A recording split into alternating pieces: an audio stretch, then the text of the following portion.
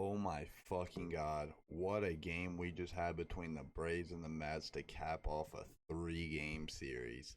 Holy shit, what a game.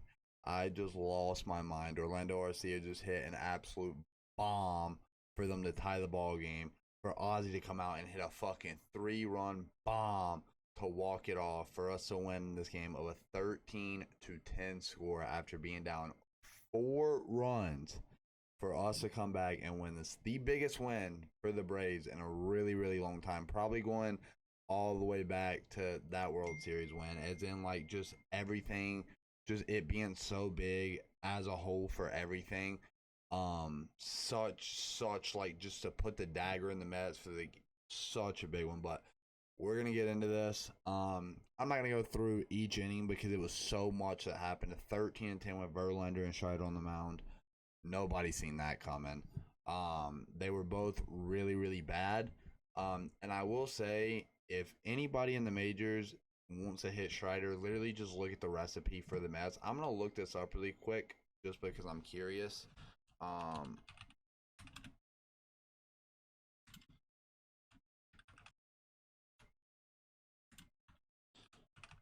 I'm gonna look up the career numbers against the Mets here, just because I know that it can't be good. Um, I know it has to be pretty atrocious. Let me see if I can find it. Well, here's this one. Wait, here it is right here. I don't know if this is an update from. This is the ERA against Strider against the Mets. This is how like bad Strider has been against the Mets. The Mets absolutely torch Spencer Strider, dude. It is insane. Spencer Strider has a record of 3-1 with an ERA of 7.23 versus the Mets in 7 appearances. Dude, Strider gets fucking torched by the Mets. I just had to throw that in there because it's crazy to me that in his career, the Mets just absolutely own Strider. It's almost like how Julio Teheran was a Bryce Harper. How Harper just absolutely manhandled Julio Teheran in his career. Kind of like that, if not worse, with Spencer Strider. The Mets just have something on him. I don't know if he tips his pitches or if it is just a fastball and slider and they game plan really good with him. But holy man, the Mets absolutely torch Spencer Strider. Um, but we'll go ahead and hop into this. So starting out in this game, man, they got off to a hot start for the Braves. One thing about the Braves though is when they get off to a really hot start like that and score 3 or 4 runs in the first or second inning against all right teams. I'm gonna say all right because I put the Mets in that all right bracket. I don't think they're a good team. I don't think they're a bad team. I think they're kind of in the middle. I don't think they have enough to make a playoff push. I think they'll slide into the playoffs because it's three. Anyways, that's besides the point. Um, but against all right and good teams, when the Braves go out on a 3 or 4 run lead in the beginning of the game, it seems like it always comes back, and the other team always ends up fighting back and end up taking lead, and that's basically what happened in this game, man. Um, so in the bottom of the first, Riley comes up, he hits a bomb, Acuna scores. I think Ronald hit a single. So to start it off 2-0. Then Rosario comes up, singles, line drives. Darno ended up scoring. Eddie to third, fielding arrow on Starling Marte. He just basically whiffed it. Like all he had to do was come up, ground it. He let it go right under his glove. Ended up scoring a run because of it. Top of the second, the Mets answer right back with Marte single on a ground ball to center field. Lindor scores. Um, and if we go back here and we take a look, so in the bottom of the top of the second, we get a Beatty Lindor singles. And here's the thing, man. A lot of times, like when pitchers are pitching bad, a lot of times that has shit to do with walks. And I'll be the first one to tell you, I would rather come up and give up 18 singles than give up 4 walks. I hate walks, man. I absolutely hate them. Um, but this game, man, they were just hitting everything. Like Strider would throw a fastball. It was like batting practice out there, man. He would throw a fastball, wham. Slider, wham. Like it was basically batting practice out there for him. And then on top of that, he didn't have the command great either. It wasn't terrible, but he was also walking a few guys as well. On top of him, just giving up late singles, like hard hit singles, single after single after single. The Mets they get a few little bops, but nonetheless, it evened itself out. They hit Strider good, man. So in the second, Marte ended up single to center. Lindor scored. Beatty to second. Pham ended up striking out. Navarez came up single to shallow. Bases loaded. Ventos comes up, strikes him out. And the crazy thing is, in the first inning, man, Strider had a great inning. Nimmo flied out to left. Alvarez struck out. McNeil struck out. So Strider looked brilliant in the first inning. Um, and then so bases loaded in the top of the second. Nimmo comes up, hits a bomb. Hits a bomb, dude. Hits a bomb. So right off the gate, they end up making it a 5-3 ball game in the second inning after the Braves scoring 3 runs in the first. They come up, enter right away. Then after that, Verlander was still kind of shaky. Arcia reached on an infield single. Harris reached on a fielder's choice. They got Arcia out at second. Acuna fouled out to first. Olsen single to center. Harrison to third. Again, man, runners every inning. Riley lined out into the inning. He hit the ball hard, man. It should. I think Lindor made a really good catch. Um, yeah, Lindor made a really good catch. So to start the third inning, McNeil single to right. Lindor walked. That was the first walk of a few. Beatty ended up coming single to left. McNeil scored. Lindor to second. So again, man, back into struggles again. We're gonna go through a little bit here and kind of speed it up. Just because it was a lot, man. Like there was a lot of hits. A lot of stuff happening. I mean, after so after that, the what is this? The top of the bottom of the third. Darno comes up, walks. Rosier flies out of center, and Verlander giving up walks. Man, that's not something that Verlander is known for doing. He might not have his sub, but coming out and giving up walks and stuff, it's not very Verlander-ish like. So kind of surprising, man. I was expecting Verlander to be on it at least. Give 6, 7 innings of maybe 3 or 4 run earned ball. He was not sharp tonight, man. Maybe the age is getting to him. Nah, probably not. He'll probably end up evening the season out before it's over and end up having a really good season.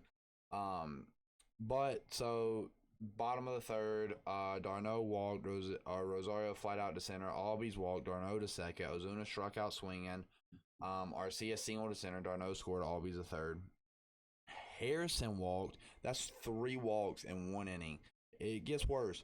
Then Acuna comes up with baseball. Acuna walks. Verlander walked in a run, and at this point, it made it a 5-4 game, I believe. Matt Olson struck out swinging. Then top of the fourth, Mets come back and answer right back, man. They done it all game. Came back, answered right back. Ventos grounded out to third. Nimmo walked. Alvarez with this first home run, dude. He is a stud, man. I hate the Mets, but Alvarez is gonna be a stud for a really long time, dude. He's a generational. They got him a player, dude. Alvarez is a beast. McNeil struck out swinging. Lindor grounded out to shortstop. Then Verlander gets pulled in the bottom of the fourth. Verlander gets changed. Riley comes in, reach on an infield single. Darno reach on an infield single. So you get them first and second, no outs. Rosario reach on a fielder choice second. Riley to third. Darno out to second. So first and third, 1 out. Always comes in, grounds into a double play. But at this point, I was like, damn, man, you had a chance to hit the first reliever. It comes in, get something done, and you end up grounding into a double play. That one hurt a little bit. And then bottom of the fifth, or top of the fifth, Michael Tonkin comes in for Strider. And, dude, again, man, Tonkin is not good. He's not good. I get it. I get we don't have players. And I want Matt with putting him in this situation because obviously you're not going to use up your high leverage guys in the fifth. You need somebody that's going to come in the inning. So I get it. But he's not good.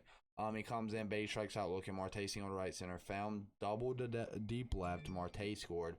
Then Narvaez lined out. Ventos flied out to deep center. Let me double check here, but I think at this point, what was the score? Let me double check. Top of the fifth. So at this point in the top of the fifth, after the Pham double, it ended up being a 9-5 game. 9-5. Atlanta was down 9-5. By the way, Sean Murphy didn't play in this game. Coming back, Ozuna homered, so you make it a 9-6 game. You feel a little better, but you're like, damn, if you could have got one of those runs when it was first and second, no outs, you ended up not getting none. That'd help a lot right now. Notchkick or somebody for the Mets for pitching. I've never heard of him before.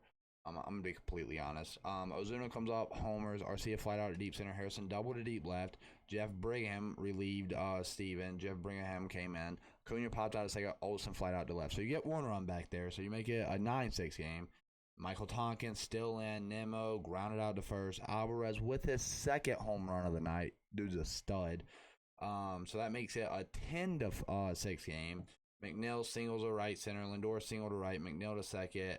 Brett Beatty into a double play. That was huge in the grand scheme of things. At the time, it wasn't, but that was huge in the grand scheme of things. Brigham still pitching. Riley reached on an infield single. Darno grounded out to third. Riley to second. Brooks Fraley, dude, Brigham had a really good outing, man. He came in, pitched really well. Obviously, he gets an earned run, but he pitched really, really well for what the other relievers done for the Mets tonight.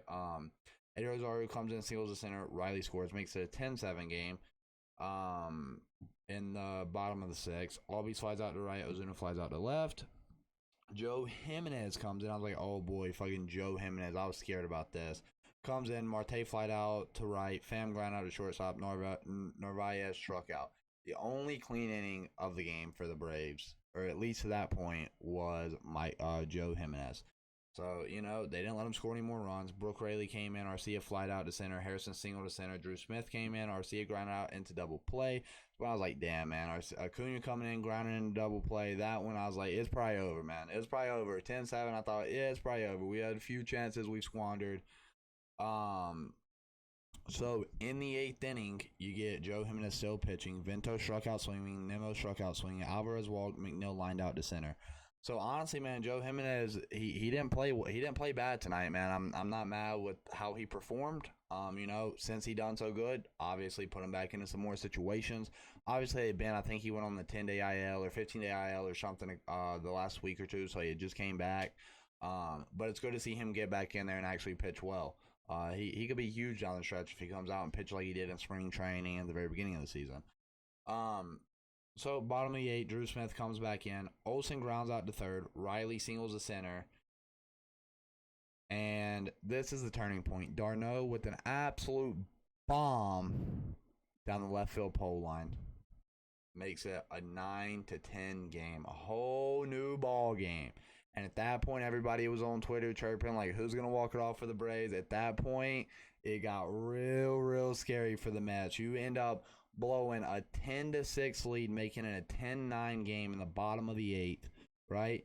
And then, I don't know why they bring in Drew Smith. I mean, their bullpen's not great either. They've had really big issues with the bullpen, so I guess they don't have too many people to bring in there. I don't know who they should have brought in. Let me know in the comments if you're a Mets fan. I don't know who should have been brought in. But they end up going to Dave Roberts to get a 5-out close situation. He comes in, Rosario struck out swinging, always lined out to second. So 9-10 going into the top of the ninth. Jesse Chavez comes in for Joe Jimenez. Jesse Chavez, the myth, the legend himself, man, still doing it at the ripe age. I think he's like 40. Dude, he's old. He's like 45, man. He's still out there dealing.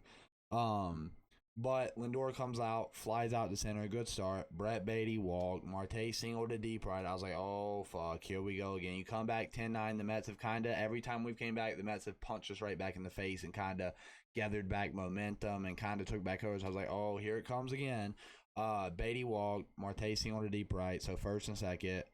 Pham walked, Beatty to third, Marte to second. So at this, bases loaded, 1 out. Narvaez struck out swinging, and Vento struck out looking, man. Jesse Chavez coming in with bases loaded, or getting bases loaded and working his little voodoo magic and getting out of it to keep it a 9-10 ball game. Huge. And then we go to the bottom of the ninth. Things get interesting here, man. So Arcia comes up.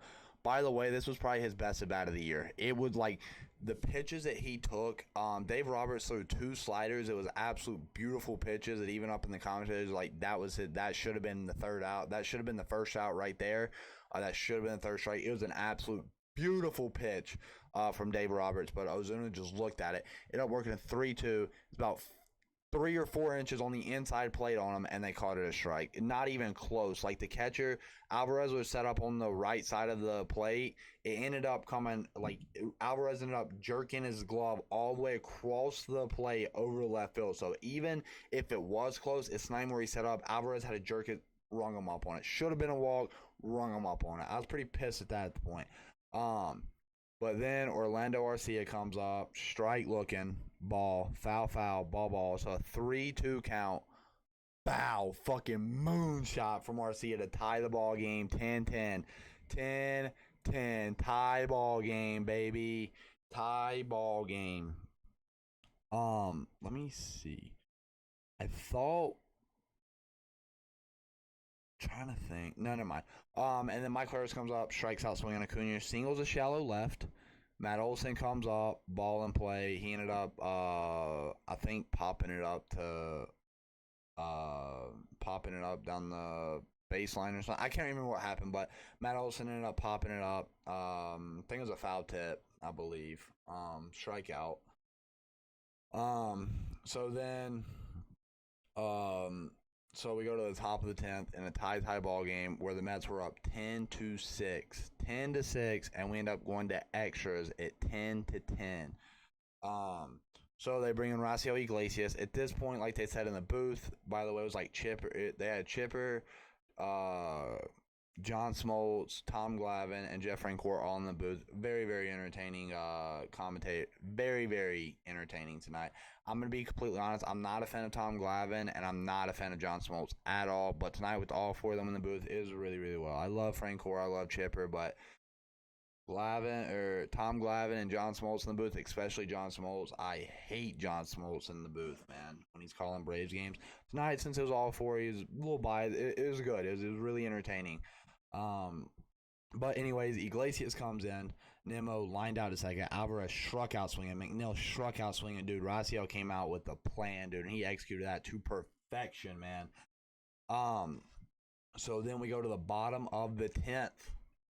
Australia comes up, fouls out to third. Darno walked. By the way, they kind of made up for the horrendous call on Ozuna because Darno went on a check swing and they ended up calling a walk. Either way, it kind of made up for it, but at the same time, that one on Ozuna was a lot more bigger situation. Either way, it doesn't matter. Even itself out. Rosario lined out to left. I'm pretty sure he hit the ball hard too, man. He lined out to left. Then you come up, Albies, ball one. Next one, right down the pipe, slider, bow, smash to the chop house. 3-run bomb, walk-off home run, man. 3-run bomb to end up winning this game 13-10 when they were down 10-6. 10-6. I think one of the 7th inning, they were down 10-6.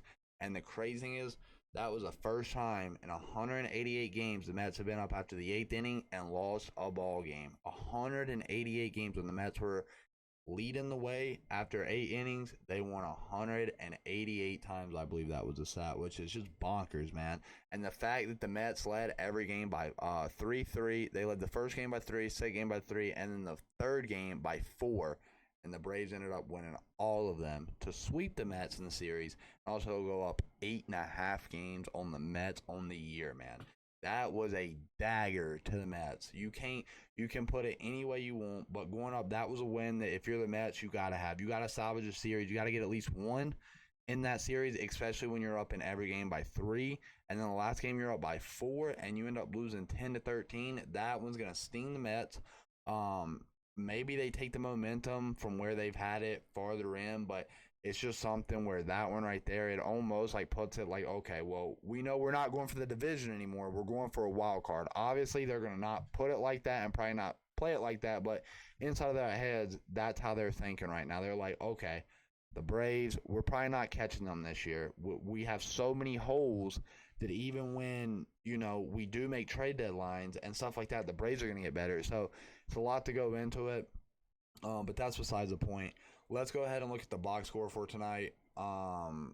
Really, really beautiful performance. So the box score, so for the Mets, you have Brendan Nimmo going 1 for 5, 4 RBIs with the grand slam, 1 home run. Francisco Alvarez going 2 for 5 with the home run, 2 home runs. Jeff McNeil 2 for 6, Francisco Lindor 2 for 4, Brett Beatty 2 for 4 with an RBI, Starling Marte went 3 for 5 with an RBI. Tommy Pham 1 for 4. Omar Narvaez 1 for 5. Mark Ventos 0 for 5. Mark Cannon got subbed in. I mean, at least if you're the Mets, you got Starling Marte actually kind of starting to heat up for you, so I guess that's a positive. On the pitching side down here, you got Verlander going 3 innings, giving up 7 hits, 4 earned, 5 runs, 4 walks, 3 strikeouts, 1 home run. Just an absolute atrocious start from Justin Verlander. Excuse me. Then the Steven Noshkin, I believe that's his name, ended up giving up 4 hits, 1 run, 1 earned run, home run as well. Brigham giving up 1 earned run.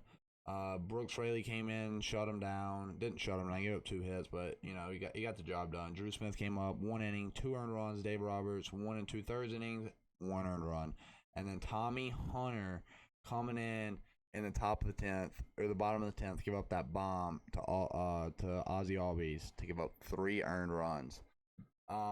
Over on the Brave side, you had Acuna going 2 for 5, 1 RBI. It's nice to see Acuna actually do something in the bottom of that 9th, because before that, it seemed like the past couple of times, don't get me wrong, he's still batting 332 with a 962 OPS. But before, it seemed like he would come up in the first inning, get a single, knock, something in the first inning, and then after that, he would kind of go dry for the rest of the game. You look at the stats, it's happened a lot. I think he's batting like 500, like 540 or something in the top of the first. So it's nice to see him kind of do something later in the game.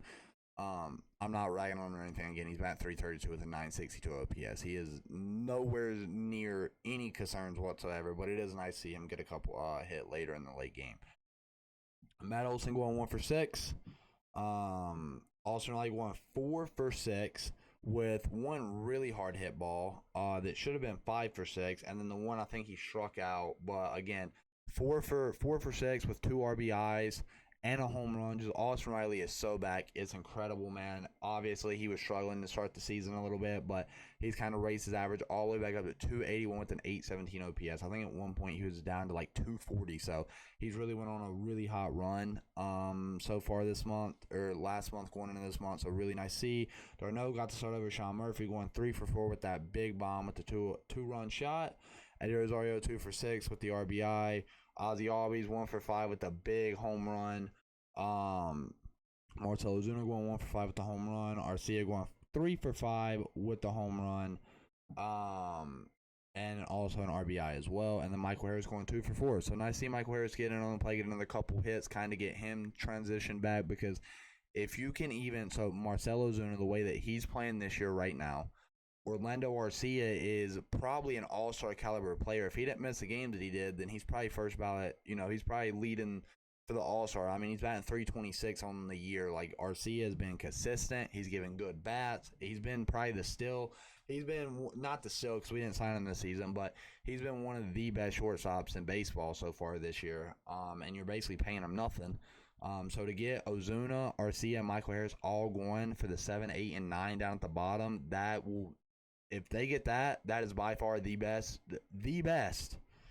offense in the National League, and that's without even having Sean Murphy, right? That's not even having Sean Murphy in the lineup.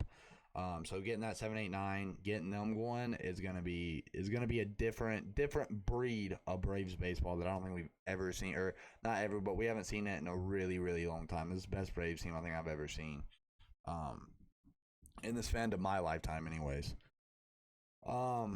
That's beside the point though. But then down to the pitchers, we get Strider going 4 innings, 8 hits, 8 runs, 8 earned, 2 walks, 8 strikeouts, 2 home runs, bumping his ERA to a 3.79. So again, not a good start at all from Spencer Strider, but I kind of expected that a little bit coming up against the Mets, because the Mets just own him. I thought it might be a little different. I didn't expect that for Verlander. Going into the game, I had my doubts, thinking we might lose this game just because Spencer Strider gets owned by the Mets. You look at it, the Mets just torch him. So it's all good. Hopefully next outing he can get back on it. The Braves still ended up winning this game, so it don't really matter at the end of the day. Michael Tonkin ended up coming 2 innings, 5 hits, 2 runs. Excuse me. 2 innings, 2 earned runs, a strikeout, gave up a home run. Joe Jimenez coming in with 2 innings pitched, no earned runs, 3 strikeouts. So really big for Joe Jimenez. Jesse Chavez coming in 1 inning, 2 walks, 2 strikeouts. Mauricio Iglesias coming in with the 1 inning, 2 strikeouts to shut them down. David Iglesias, Michael Harrison, Austin Riley, all back around the same time is beautiful. With Acuna kind of in a way lacking a little bit. The power number hasn't been there as of recently. So he's in like a slump for Acuna right now, still batting .332, getting 2 hits tonight. But obviously, if you watch the game, he's still doing really well. I guess really it's just the power there. So once he gets power back to a little hot streak, then the Braves are really, really going to be rolling. Matt Olson's kind of been kind of cool as a recent, still hitting to an 856 OPS.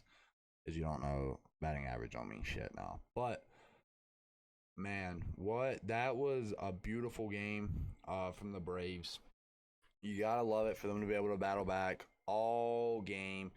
And I thought it might be a little scary just because they had so many chances early on in the innings with the bases loaded, nobody out, 1 out, and they couldn't push across the runs. Even going back to the first inning when they gave up a couple runs, they could have got a couple more that inning, and they ended up squandering it. So you thought maybe that would come back to bite them, but at the same time, you're like, well, you can't really fault them because if you end up giving 10 runs, most likely, majority of the time, you're going to lose that game no matter what. So even with them, if we would have lost that game, I'd have been fine with it. Just, I wouldn't have blamed the offense just because there's so many runs to go. But, man, this offense kept coming back, kept fighting. They ended up coming back and putting up 13 runs to win this game, to honestly just ruin the Mets. Yeah, I think it kills the Mets, honestly. I really do. I think they really got to have something to come up to really be able to do something. I think they do go on to play the Pirates. So they do have a chance to get back on track. Let's go ahead and take a look. I believe we're playing who are we playing tomorrow? Is it the Nationals? I think we have the Nationals coming up, but I don't think that's who we're playing tomorrow. Let me take a look really quick. I forget. I want to say Detroit, but I know it's not Detroit. Let me take a look here really quick just to see what we got going on tomorrow. Yep, it is the Nationals, I believe. No, never mind, I'm tripping. Yeah, it is the Nationals. So sweeping the Mets, and we're on a 5-game win streak. The Mets are on a 5-game lose streak. Sweeping the Mets to go on a 5-game win streak, to have that like the one tough stretch that, before we go into a really favorable schedule, that we should really be able to push away a little bit from the Mets and the Marlins as well, because the Marlins are the ones that are really on a 3.5 games. But if you look how the Marlins are playing, Jorge Soler and Luis Arias is not going to be hitting 400 all year. So you got to think at some point, unless Sandy Alcantara comes back and starts pitching like he did last year, then maybe you have a situation. But not going off of that and having Jorge Soler and Luis Arias to basically carry your whole entire offense, it's not, eventually they're going to kind of collapse. They've had a lot of one-run games. You don't expect that to continue. So the Marlins are the least of the concern out of the Mets. Phillies, I think the Phillies now, they could be interesting coming down the long stretch. You got the Phillies. They have a really good team. I think their offense might be a little bit better than the Mets now. It's just if they can put it all together, right? You got Trey Turner, who hasn't got anything going. Trey Turner's going to end up breaking out. I think he's batting like 230 or something with like a really low OPS. And he was a favorite to win MVP after that World Baseball Classic. So you think he's kind of going through the same stretch that Harper went through. Same thing as Nick Castellanos went through a couple years ago as well, where it's like he's trying to get his fitting in. Once he does that, then the Phillies might end up making a run. I don't know if they'll make a run for the division just because they're so far back already. But I'm more worried about the Phillies than I'm the Mets, I think, just because that 1-2 punch with Zach Wheeler and Aaron Nola. Even though Aaron Nola hasn't pitched well, I think Zach Wheeler went 9 or 8 innings tonight. So I'm a little bit more worried about the Phillies. The Mets, Max Scherzer, Verlander, they're both really old, which, again, they've proven that it doesn't matter. But eventually it's going to catch up to them. So I think the Phillies will end up having a better chance. And maybe if some team challenges us at some point this year, it will be the Phillies. I don't think nobody will. I think we're clearly better than everybody else in the division. And it's not really close. But coming up, we got Washington, Detroit, Colorado. Then we play Philadelphia. Then we play Cincinnati, Minnesota, So if you look at the schedule, man, just looking at the next 9 games or the next 10 games, you got a 4-game series with Colorado. You think at least with Washington or Detroit, you can sweep one of those. Washington's a little pesky. They got some good guys over there that can kind of, kind of come in a little bit. Sorry, super tired, super late. It's 12, but if you could take, I don't know, maybe 8. We'll go 7 out of 10 in your next. Go 7 and 10. I think you accept that. Colorado could be a little tricky. The good thing is, though, you're playing Colorado at home, so you might have a chance to maybe win 8 out of 10, right? Now, something may be happening. Of course, maybe you only win 6 out of 10, but overall, if you go over 500 over the next 10 games, you take that. Hopefully, you go a little bit better because you are playing bottom feeders of the league. You got Washington, Detroit, and Colorado. Them are almost respectfully the worst teams in each of their division. Detroit's probably one of the worst teams in MLB. So is Colorado. And then you got Philadelphia at Philadelphia, which again is going to be an interesting series. Cincinnati looks like they could be really pesky with Elliday Cruz coming up. They look like they're a really fun team, really exciting. So that could be a good series. Minnesota's 50-50. Miami, Cleveland. So overall, you have a pretty favorable schedule coming up where you think you could do pretty good. You don't play the Mets again until August the 11th in a 4-game series because of the postponed game, I believe. So yeah, man, so a really big win for the Braves. To end up going 8.5 up on the Mets. I believe. Let me just take a look here to double check. You're 3.5 games up on the Marlins, 8 games up on Philadelphia, and 8.5 games up on the New York Mets. So honestly, man, really, really big series sweep for the Braves. You love that. You love to just put the dagger in the Mets. Again, it all started from Pete Alonso saying, throw me that pitch again. If he didn't say that, maybe it's a lot different than the outcome right now. But that's going to be the thing that the Braves probably carry on for the rest of the year, saying, oh, you remember whenever Pete Alonso said that? That's when the season changed and the Mets season was over. It's something that we do. They're going to 100% do something with that. But overall, man, great series. Win 3 against the Mets. You love to sweep them. You love to ruin the Mets. You love to kill them as much as you possibly can when they're down. And yeah, hopefully y'all enjoyed the recap. I'll be back tomorrow for the National Series. Yeah, maybe not tomorrow. Maybe like the second game of the series. We'll see. Just because the Nationals are bottom feeders, not really too much of an exciting series. Maybe we'll just do a 2-game recap and a series recap, something like that. But maybe there'll be a video more. I don't know, but hopefully you guys enjoyed. As always, peace out, guys.